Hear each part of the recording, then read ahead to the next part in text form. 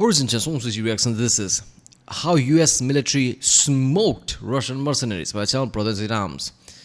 This is a Wagner group, I'm guessing. I don't know. Oh yeah, this is. I'm pretty sure it's going to be one of the recent incidents. It says hashtag Syria. So from the Syrian war, I saw the video from Task and Purpose, just like I guess just today, where how an F-18 shot down Su-22. Yeah, basically in like Syrian war. So this is at the similar times, right? I don't know much about that war, obviously, but yeah, there's like Russia, Syria, US is like some conflict is going there, I guess. So it's going to be interesting. Okay.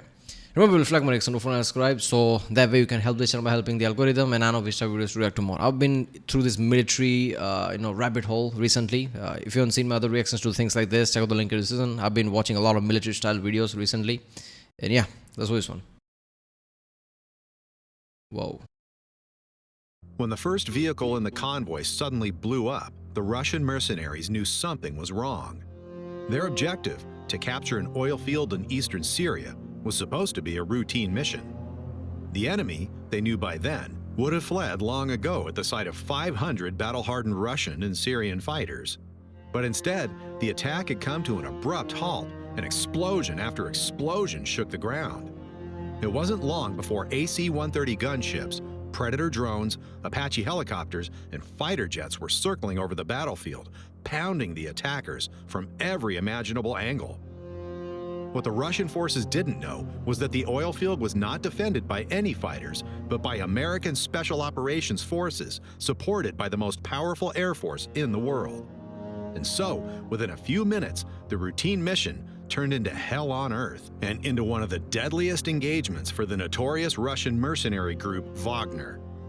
To stop the rapid advance of the self-proclaimed Islamic State, the U.S. had deployed troops in Syria since 2014. They supported the so-called Syrian Democratic Forces, or SDF. A year later, Russia also intervened in the fight against ISIS, but on the side of Assad's Syrian government forces. The SDF and the Syrian army were never seen as allies, but in keeping with the saying, "the enemy of my enemy is my friend," both parties at least mostly avoided each other. After years of fighting, both armies managed to drive out the terrorists, and by 2018, ISIS held only a fraction of its original bases.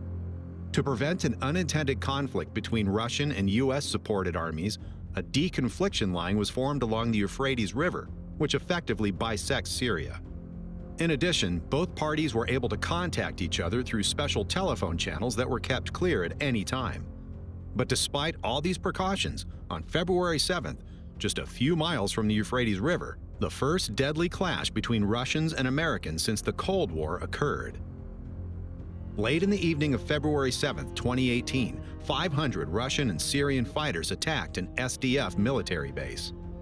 The base was located about 5 miles east of the Euphrates River and controlled one of the country's main oil fields.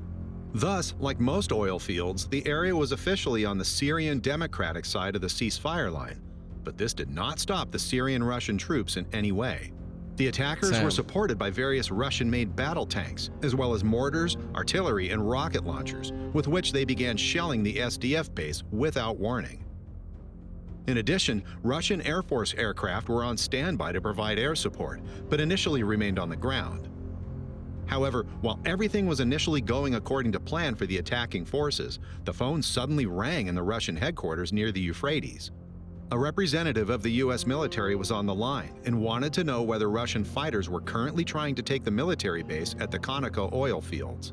Here, not only the Syrian Democratic Forces were under heavy artillery fire, but also their allies, American Green Berets, Army Rangers, Marines, and various support units. After the Russians had explicitly denied the question whether the enemy were their troops, it was clear to the caller. Whoever was currently taking fire at his soldiers, he would feel the full force of the American military. Yeah, I love this. The Russians like, I don't know what you're talking about. What? There's nothing there. What you talking about? You're like, is that what is it? All right. It's time to burn everything alive, I guess. That shit is insane. How do you fucking attack US troops and thinking like, yeah, we're gonna get away with it? We're the Wagner group. Yeah, that's the United States though. What? Like they probably didn't even have any idea that they thought that there is no US troop there probably. In just a few moments. The response to the attack on their military base was prompt and tremendous. Even before the Russian convoy reached its starting position for the attack, the first and last vehicles were taken out in a classic ambush maneuver, trapping the forces in the middle. Website बनाना एक जटिल कार्य है. The missiles came from an American Reaper drone, which had been targeting the convoy for some time. However, to the Russian Wagner mercenaries on the ground, the drone was invisible, and they had a hard time understanding where the fire suddenly came from. I mean, yeah. It didn't take long for more shells to hit, spreading chaos on the battlefield. American artillery and HIMARS Yeah, rocket Wagner had no idea that they're fighting basically the next generation of shit and that there's drones gonna be involved. Where the fuck it came from? Yeah, that's what drone does. launchers engaged the convoy, inflicting numerous casualties. While the Russian forces were still trying to realize what was happening, 4 Apache helicopters appeared on the horizon. Although the gunships were several miles away, no one could hide from their precise infrared optics. The laser-guided Hellfire missiles found their target in the Russian battle tanks, while the 30mm cannon forced the enemy infantry to withdraw. Few of them were able to escape the explosive shells, and a Russian survivor later reported that they suffered about 200 casualties within the first few minutes, almost half of the entire attack force. The reports that are on TV about, well, you know, about Syria and the 25 people that are wounded there from the Syrian army, and, well, to make it short, we've had our kicked. So one squadron lost 200 people. Right away, another one lost 10 people. And I don't know about the 3rd squadron, but it got torn up pretty badly too. So 3 squadrons took a beating. The Yankees attacked. First, they blasted the out of us by artillery, and then they took 4 helicopters up and pushed us in a merry-go-round with heavy caliber machine guns. They were all shelling the holy out of it, and our guys didn't have anything besides the assault rifles. Nothing at all, not even mentioning shoulder-fired SAMs or anything like that. So they just came with a fucking assault rifle thinking, oh, we're gonna take the base. They had no idea there's US troops there. They had no idea the US is gonna attack them, right? They probably thought like, okay, we're just gonna take this base faster with numbers, and there you go. They didn't see US coming. And obviously that's what happened. Oh, okay, so there's no Russians there. Oh, okay. There, you know, the Wagner group basically exists for this reason, right? So Russia can deny all involvement, right? So, you know, but yeah, Russian command did them dirty. No, there's none of our people there. They could have said, oh, wait a minute, we didn't know US is involved. Okay, we'll signal them to back out or something. They could have done that, but no, there are no Russian there. Okay, is that what it is? Fine. Everybody's gonna get annihilated. They tore us to pieces for sure, put us through hell. And the Yankees knew for sure that the Russians were coming, that it was us, Russians. Our guys were coming to commandeer an oil refinery, and the Yankees were holding it. We got our beat rough. My men called me. They're there drinking now. Many have gone missing. It's a total It sucks. Another takedown. While AC-130 gunships circled over the battlefield engaging individual targets, large B-52 strategic bombers completely destroyed the convoy. Those who managed to escape hid in buildings, but even there they were not safe for long. Late into the night, the attackers were hunted by F-15 fighter jets, whose bombs penetrated even the best cover.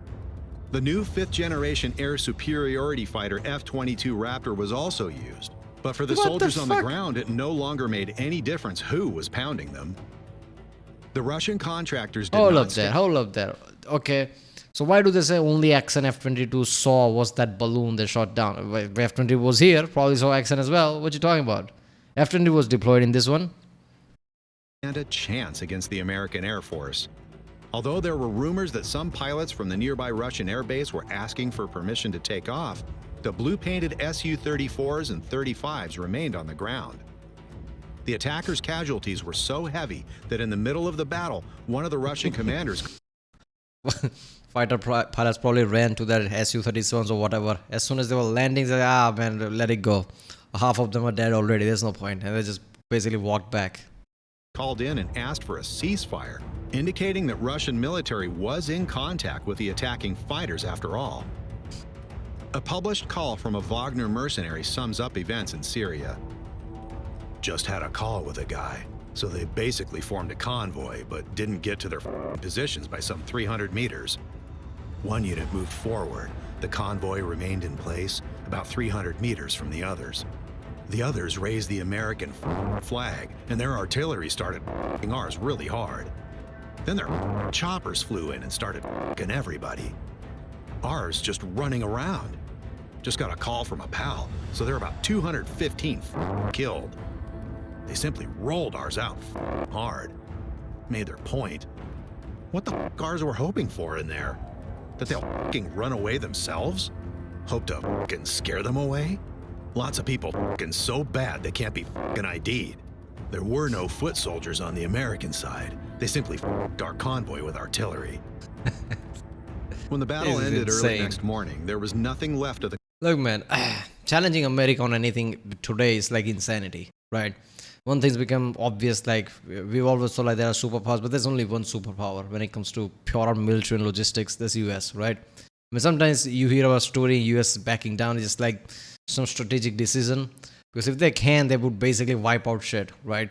But in the end, US is a democratic country. They have to, explain things in their own country. Basically, like protest breaks out, even if like a hint of it comes, like you could have backed down, you didn't. So as shit like that always binds US's hands a lot of times. But yeah, shit like this happens. It's like, okay, that's it. Like okay, there are no Russians there, right? That's not one of yours. Okay, we're gonna wipe them out then. The convoy of vehicles.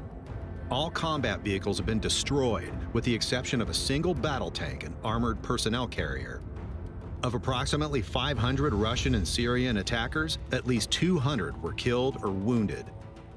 One of the mercenaries later reported that in some places they found solidified melted sand and gun barrels bent from the heat.